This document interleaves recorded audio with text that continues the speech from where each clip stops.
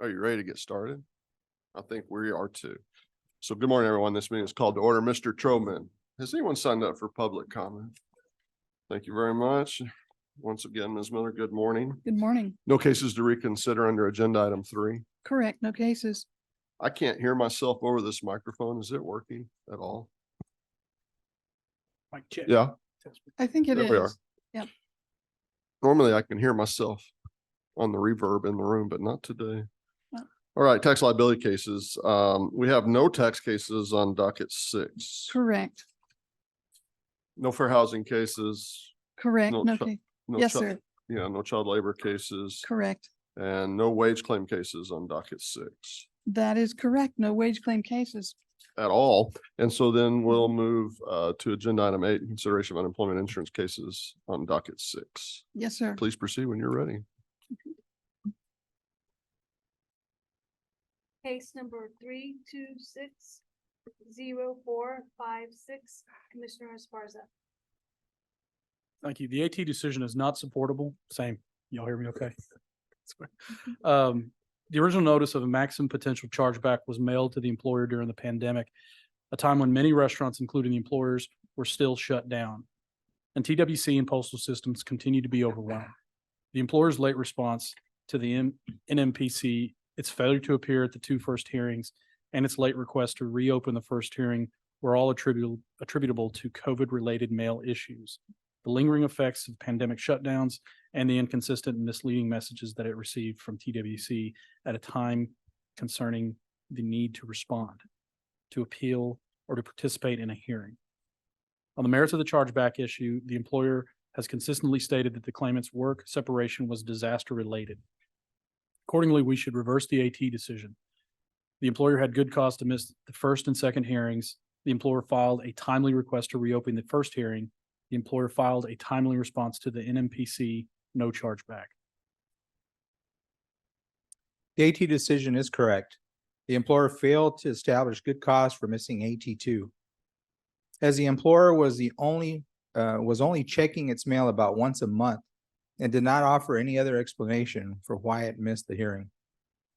The employer also failed to file a timely petition to reopen from AT1 and did not provide any explanation for this late appeal.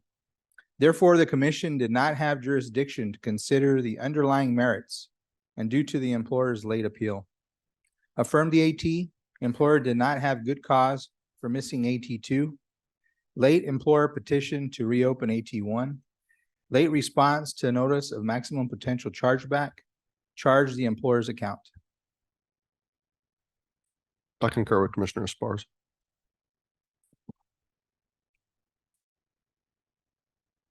The short form dissent, ma'am. Yes, sir. Thank you. Case number 3260470, Commissioner Esparza. The AT decision is not supportable. Excuse me. Just as in the companion case on this docket, the original notice of maximum potential chargeback was mailed to the employer during the pandemic, a time when many restaurants, including the employers, were still shut down, and TWC and postal systems continue to be overwhelmed. The employer's late response to the NPC, its failure to appear at the first hearings, and its late request to reopen the first hearing were all attributable to COVID-related mail issues, the lingering effects of pandemic shutdowns, and the inconsistent and misleading messages that it received from TWC at the time concerning the need to respond, to appeal, or to participate in a hearing. On the merits of the chargeback issue, the employer has consistently stated that the claimant's work separation was due to the pandemic. Accordingly, we should reverse the AT decision. The employer had good cause to miss the first hearing. The employer filed a timely request to reopen the first hearing. The employer filed a timely response to the NMPC, no chargeback. The AT decision is correct. The AT1 decision was mailed to the employer's address of record on 12/20 of 22. The deadline for filing an appeal to this decision was 1/3 of 23. The employer filed a late appeal to the decision and provided testimony that failed to offer any explanation for why their appeal was late. Therefore, the employer's petition to reopen the hearing was properly dismissed for lack of jurisdiction. Affirmed the AT, late employer petition to reopen, late response to notice of maximum potential chargeback, charge the employer's account. I concur with Commissioner Esparza. In short form, the same, ma'am. Yes, sir. Case number 3384257, Commissioner Trevino. Hang on a sec. Excuse me. What was the appeal number on that? I have 3384357. Okay, thank you. The AT decision is not supportable. The claimant was unable to participate in the AT1 hearing because she registered for the hearing 3 minutes late. The claimant did not fully understand the instructions provided to her and called in to register as soon as she realized the misunderstanding. Therefore, the claimant should be granted good cause for missing AT1, as she made good faith effort to participate and was just a few minutes late in getting registered for the hearing. And the case then resubmitted on its merits. Reverse the AT, claimant established good cause for AT1, resubmit. We should affirm the AT decision concerning good cause. Although the claimant received the AT hearing packet and was aware of the date and time of the scheduled hearing, she did not participate because she did not clearly read the instructions for registering. Since commission precedent specifies that misreading a notice of hearing does not provide a party with good cause for failing to participate, the claimant did not establish good cause. Concerning the merits, although the claimant alleged that her separation arose from injuries resulting from a car accident, claimant did not provide any information regarding her injury or evidence showing that she was approved for FMLA leave. Since the claimant did not keep the employer updated on her status prior to being a no-call, no-show, the claimant mismanaged her position of employment. As such, we should affirm the AT decision. The claimant did not establish good cause for missing the AT hearing, misconduct, no chargeback. Claimant established good cause for AT1, resubmit. We will resubmit the case.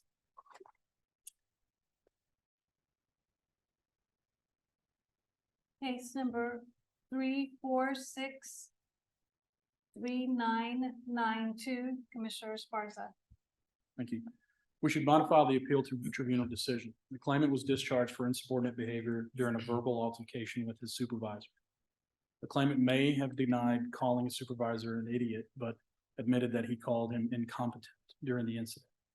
The claimant's disrespectful behavior in violation of the employer's insubordination policy constituted mismanagement of his position of employment. We should modify the AT decision for misconduct, no chargeback, sever adequate employer response. The AT decision is not supportable. The employer and the claimant provided conflicting testimony regarding the incident between the claimant and his supervisor that led to the claimant's separation. However, the claimant's testimony was corroborated by a firsthand witness who testified that though the claimant and his supervisor both engaged in the argument, which included the use of profanity by both sides, the claimant did not throw anything at his supervisor, as the employer alleged.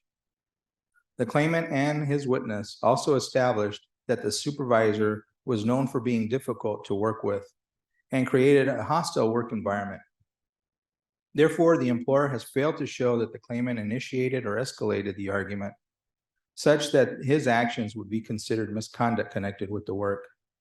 Reverse the AT, no misconduct, chargeback, void adequate response. No misconduct, chargeback, void adequate employer response. Short form dissent. Yes, sir. Case number 3467417, Commissioner Trevino. The AT decision should be affirmed. The claimant filed a valid claim. Regarding the separation, the claimant provided firsthand testimony that he had been given permission by a prior supervisor and the general manager to occasionally work from home when he did not have gas money to drive to work due to his 1 hour commute and the periods of slow business that impacted his income, which was 100% commission-based.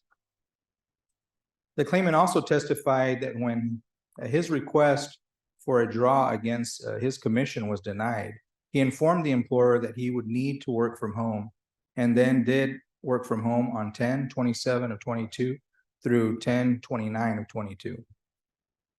The prior permission that he had been given to work from home was never rescinded. The employer's testimony that the claimant was a no-call, no-show on those dates was not persuasive, as the employer spoke to the claimant on 2 of those days about work activity and was therefore aware that he was working, though he was not in the employer's place of business. Since the claimant had been given permission to work from home by the general manager, which had not been rescinded, the employer has failed to establish that the claimant working from home on 10/27/22 through 10/29/22 constituted misconduct connected with the work. Affirm the AT, valid claim, no misconduct, chargeback. We should modify the AT decision. First, I agree that the claim is valid concerning the job separation. The claimant was terminated when he was a no-call, no-show on multiple days prior to his separation.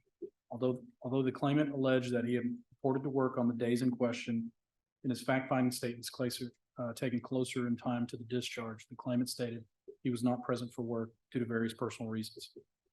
Furthermore, concerning the claimant's later contradictions testimony that he was authorized to work from home on the days prior to his separation, the employer specified that the claimant was not authorized to work remotely.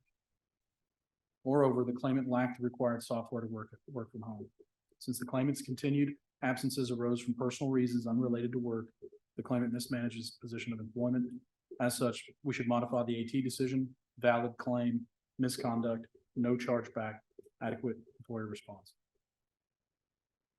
Valid claim, misconduct, no chargeback, adequate employer response. Short form dissent, ma'am. Yes, sir. Case number 3535214, Commissioner Esparza. We should reverse the appeal tribunal decision concerning good cause. The employer testified that it did not participate in AT1 due to a non-receipt of the hearing notice.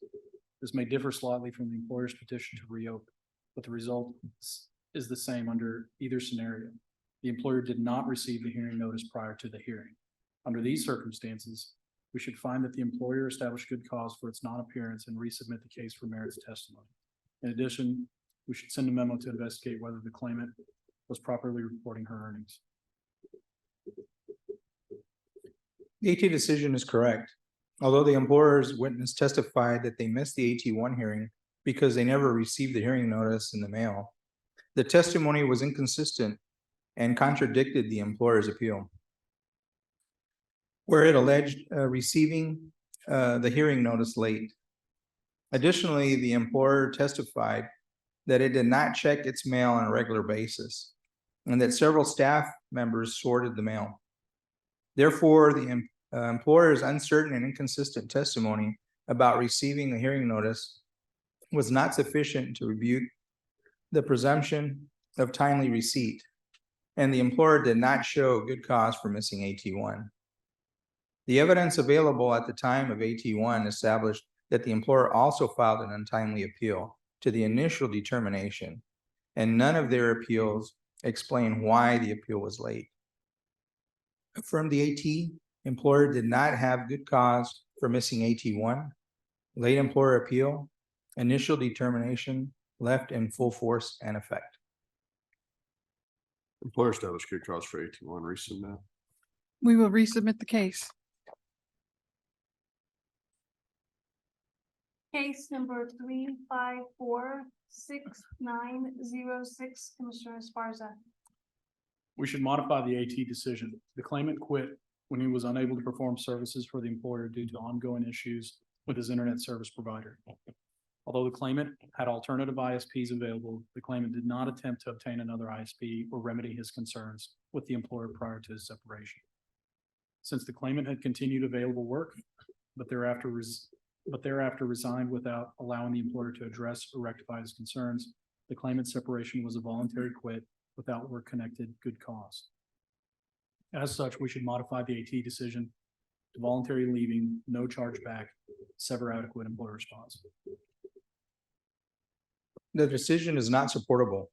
The claimant was in danger of being discharged due to the internet and electrical problems he was having at his home, causing him not to be able to telework and to incur multiple absences. The claimant tried to resolve these issues both with the employer, his internet service provider, and the power company. However, he did not get the problem fixed and was facing further disciplinary action, including termination. The claimant did not have control over either his internet service provider or the power company. Therefore, the claimant established good cause connected with the work to resign, rather than face discharge for issues beyond his control. Reverse the AT, no voluntary leaving, chargeback, void adequate response. Voluntary leaving, no chargeback, sever adequate response. Short form dissent. Yes, sir. Case number 3561654, Commissioner Trevino. The AT decision should be modified. The claimant had allergy issues and had submitted medical documentation to the employer, which stated that the claimant should either be kept out of high traffic areas or should work from home. This request was not accommodated by the employer, which led the claimant to have attendance issues caused by her medically verifiable illness. The claimant was issued a final warning, and her final attendance violation was a tardy arrival on 2/20/23, which was caused by a need to attend a dentist appointment because she cracked her tooth. The claimant provided notice to the employer and submitted medical documentation to the commission. Therefore, the evidence established that the claimant's separation was due to the attendance issue caused by a medically verifiable illness and injury, which does not constitute misconduct connected with the work. Modify the AT, no misconduct, no chargeback, MVI. The AT decision should be affirmed. The claimant was terminated for excessive absenteeism. Claimant received a final warning regarding her attendance. Nonetheless, the claimant continued to be absent from work due to personal reasons. Accordingly, the claimant mismanaged her position of employment and was discharged for work-connected misconduct. We should therefore affirm the AT, misconduct, no chargeback. Misconduct, no chargeback. Short form dissent. Yes, sir. And that was the last unemployment insurance case pulled for additional discussion on docket 6. You should have received the UI short form dissent list for docket 6. I move to accept staff recommendations on the remaining UI cases on docket 6, except for the cases on which I'm dissenting as reflected on the UI short form dissent list for docket 6. I second the motion, except for those cases in which I am dissenting as reflected on the UI short form dissent list for docket 6. I concur with the chairman's motion, except for the cases on which I'm dissenting as reflected in the UI short form dissent list for docket 6. Motion passes with the exceptions noted. Thank you. Thank you. This brings us to the end of agenda items 1 through 8. We'll take a short recess.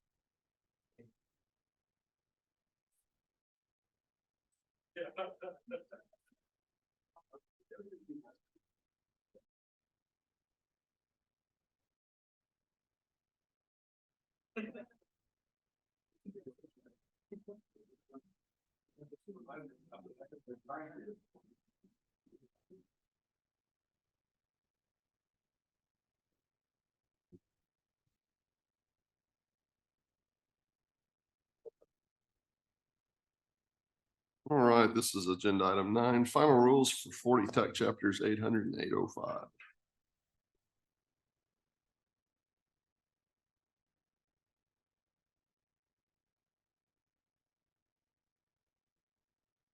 Good morning, Commissioners. Mr. Serna, for the record, Mahalia Baldini, Workforce Development Division.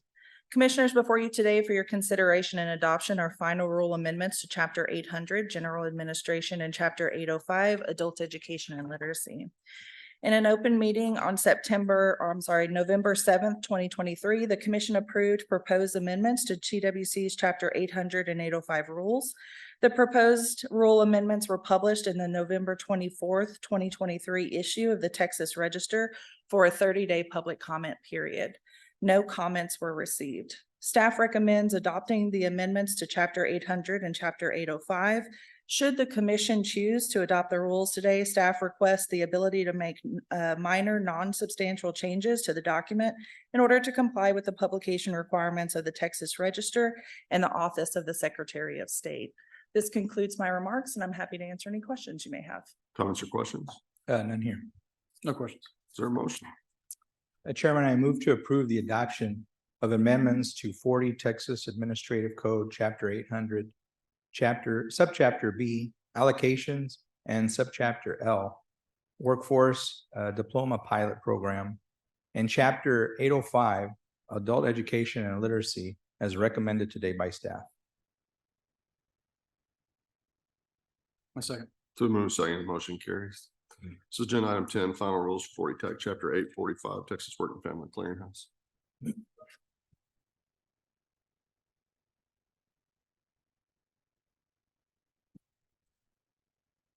morning, Chairman Daniel, Commissioner Trevino, Commissioner Esparza, Mr. Serna. For the record, Michael Traeger with Outreach and Employer Initiatives Division. Commissioners, before you today, for your consideration and adoption are final rule amendments to Chapter 845, Texas Work and Family Policies. In an open meeting on November 7th, 23, the Commission approved proposed amendments to TWC Chapter 845 rules regarding the changes made by House Bill 2975. The proposed rule amendments were published on the November 24, 2023 issue of the Texas Register for the 30-day public comment period. No comments were received. Staff recommends adopting the amendments to Chapter 845. Should the Commission adopt these rules, staff requests the ability to make minor, non-substantive changes to the document in order to comply with the publication requirements of the Texas Register and the Office of Secretary of State. This concludes my presentation. I'm available to answer any questions you may have. Thank you. Comments or questions? Mr. Traeger, that's a very nice tie that you have on today. Very nice presentation. I think that's the first time you've presented while I've been here. You should probably do that a little more often. I appreciate Commissioner Trevino. Yes, sir. A longtime listener, first time caller. Sounds like he's being set up. Commissioner Esparza, I don't actually think it's a tradition. We've long, I think the word hazing is out of vogue, but we've long badgered our witnesses when it's their first time before the commission. I think it's particularly egregious with Mr. Traeger because he's worked here for what seems like the better part of a decade, and this is his first trip to the podium at a commission meeting. And I mean, truthfully, and Commissioner Trevino's leadership's appreciated here. There's no possible way we would want him to get off the hook without some difficult question about the subject matter at hand. Mr. Traeger, are you checking the box? Yes, sir. Actually, it was Colin who was supposed to present, but security wouldn't let him in because they wouldn't recognize him after he shaved his mustache or something like that. We appreciate our security too. Yes, sir. Do good work. Well, we do appreciate our security team. He's very smooth and glib with his answers. And did you notice his attempt at transference to put this off on one of his colleagues? It's a very interesting situation. Should we entertain a motion? Chairman, I move to approve the adoption of amendments to 40 Texas Administrative Code, Chapter 845, Texas Work and Family Policy Resources, as recommended today by staff. I second. It's been moved second and motion carries. We'll see you next week, Mr. Trigger. Thanks, sir. This is agenda item 11, fiscal year 24 final contact hour rate for the apprenticeship training program.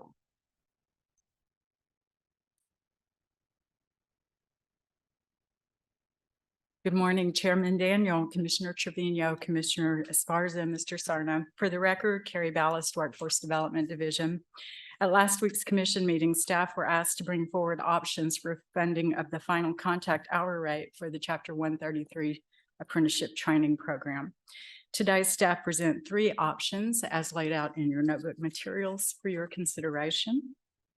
This concludes my remarks. I'm happy to answer any of your questions. Any comments or questions? Carrie, thank you very much and for your work that you did and for your staff to have this done and to bring forward so quickly. Apprenticeships are valuable programs that provide quality training and opportunities to the workforce. It is important for us to continue supporting the growth and expansion of the apprenticeship model, as well as the existing and tried and true programs. I fully support the option to add $650,000 of WIOA state funds plus $1.5 million of the state apprenticeship expansion 2020 federal grant funds to bring the contact hour rate up to $4 an hour. Using these grant funds to increase the contact hour rate helps invest the money into Texas before the grant closes in June of 2024. It would help reduce the amount of unspent existing funds that would be returned to DOL. Plus, it helps us exceed the performance measures attached to this DOL grant.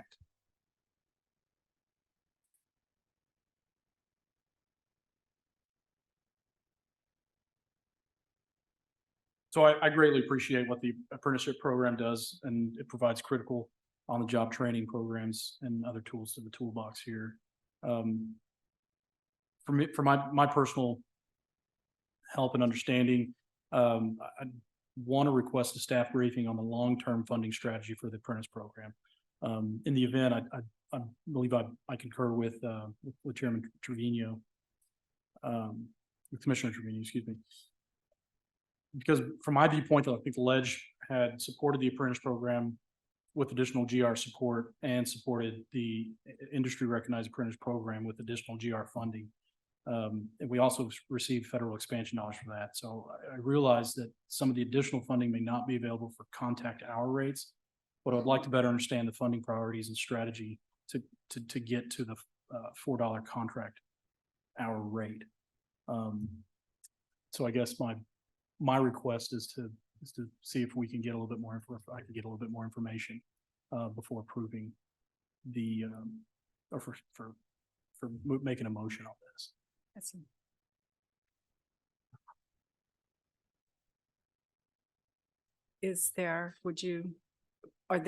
Would you like me to just jump in with some background on that? Or would you like for us to go back and brief more fully? What's the time frame for passing this? Do we have another week, or is this today? I believe that if it would help you in your decision, we're happy to come back with it next week. Okay, Okay. that's my request. I need to make a motion for that. Just so that I understand, Commissioner, so in the ensuing week, you would, we'll schedule a briefing for you and your staff to provide the information that you've requested and prepare you or give you additional information for some kind of an action next week, not come back next week with answers to questions at yes, public sir. meeting. Okay. Yeah, thank you for that. So we wouldn't be making a decision on next Tuesday. Until, So, yeah, You do have objection? yeah, give me a week for that. no. Okay. I don't have any objection as long as we can see what we need to do to get the contact hour rate back to $4. Okay, Mr. Truman, without objection, let's place this on the table and bring it back to the next commission meeting. Thank you. Thank you. Thank you. Thank you, Commissioners.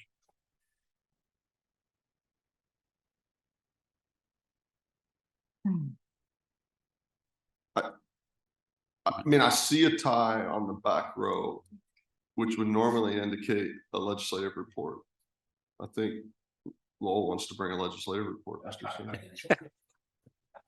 Which legislature will you be reporting on, Lowell? He says no, he's not even moving. He does like a deer does, The early hide- season, he just froze in the Hide brush. trying to hide his tie. Something like that. How about an executive director's report? I have no report today. All right, is there any other order of business coming before the commission? Just one more thing. I just want to wish one of my attorneys, Josh Brooks, a very happy birthday. Today's his birthday. And he had a tough time already in the morning with traffic, but he made it here. So happy birthday, Josh. Well, happy birthday. Traffic for your birthday. That's not the right kind of gift, is it? Yeah. Commissioner Sparsa. Is there a motion to adjourn? I move we adjourn. I second. Been moved second to adjourn. We're adjourned.